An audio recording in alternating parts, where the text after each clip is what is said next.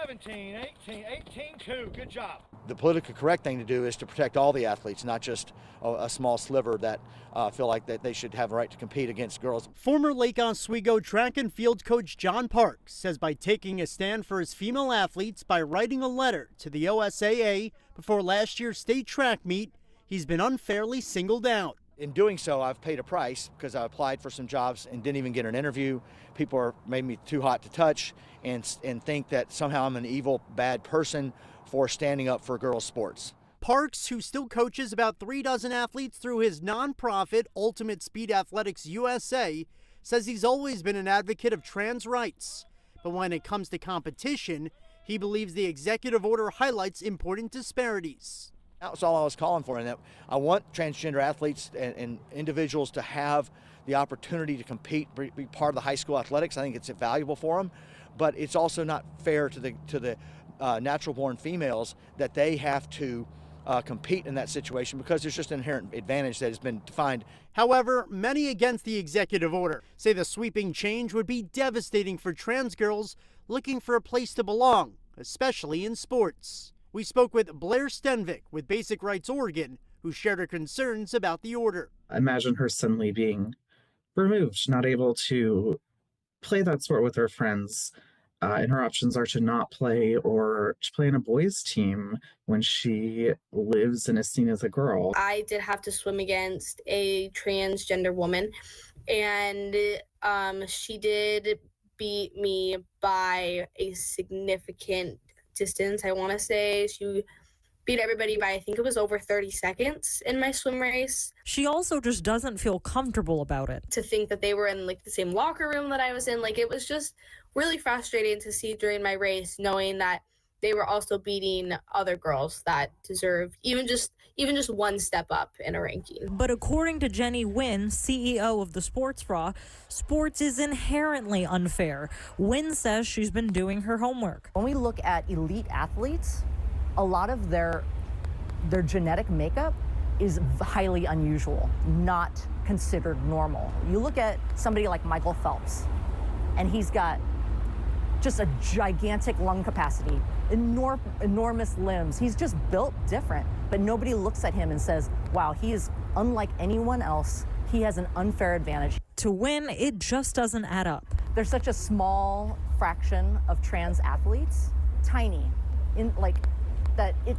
this is not about that. This is about politics. Hi guys, welcome back to the channel. So Oregon continues to ignore Trump's executive order. They continue to get closer and closer towards losing their federal funding. So we have a male athlete who won a girls' varsity high jump competition, coming first, winning a gold medal, something this person was unable to do when competing against other male athletes. No surprises there. Now this is my competition, high jump. This is something I did in school. I was ranked in the UK, ranked 11th. So this is very close to my heart, and it's very disheartening to hear about girls continuing to go through this. Girls are prevented from winning gold medals now in Oregon. This continues despite Trump's executive order that girls are continuing to be denied gold medals, be denied spots on the podium. A transgender athlete took home first place in a varsity high jump competition at an Oregon high school meet on Wednesday, roughly 2 years after finishing last while competing against junior varsity boys. So this male athlete, formerly known as Zachery, is now known as Lia Rose.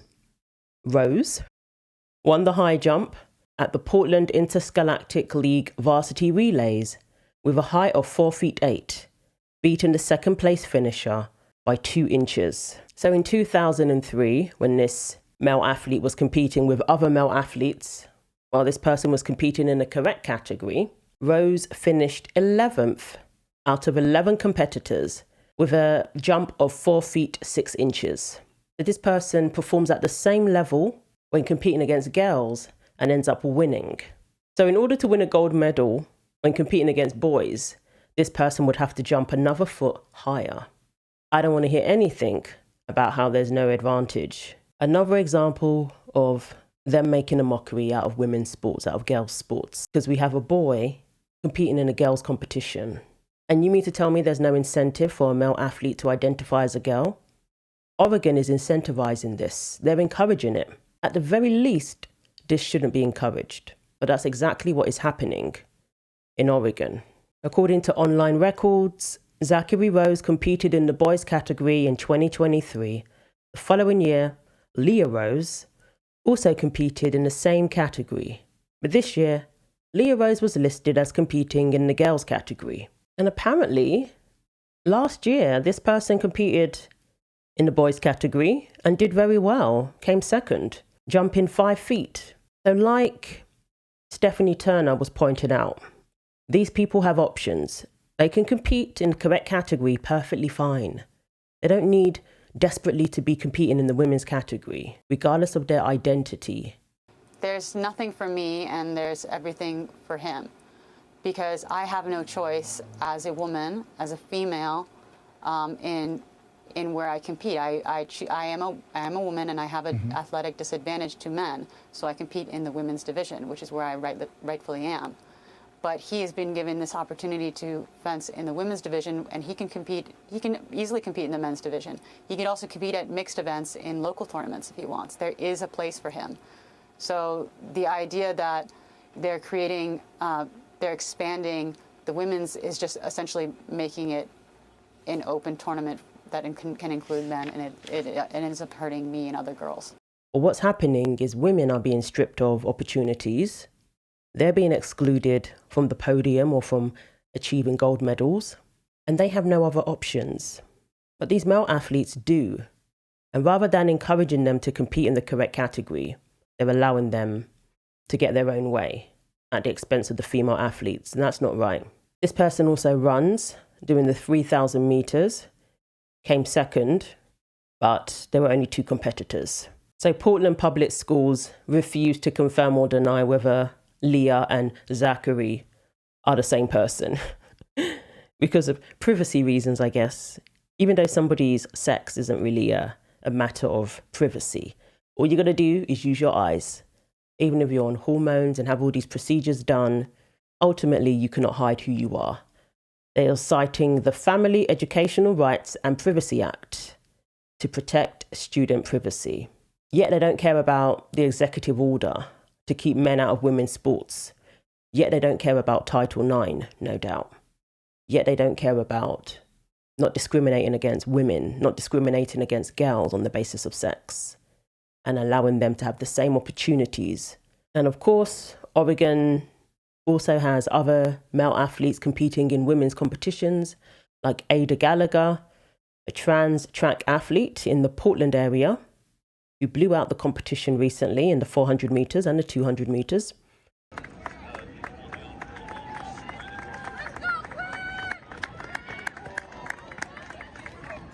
Come on, Kelly!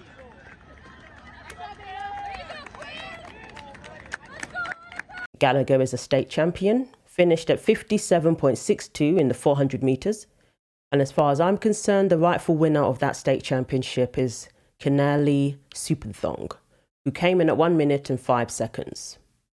Quinnen Schaefer was behind Supanthong at 1 minute and 7, and she was denied a silver medal. And don't even get me started on the girl who was denied a place on the podium. In the 200 meter race, Gallagher finished in first place at 25.76, followed by teammate Addison Skiles at 27.31, coming in 2 seconds faster than the fastest female athlete in the competition.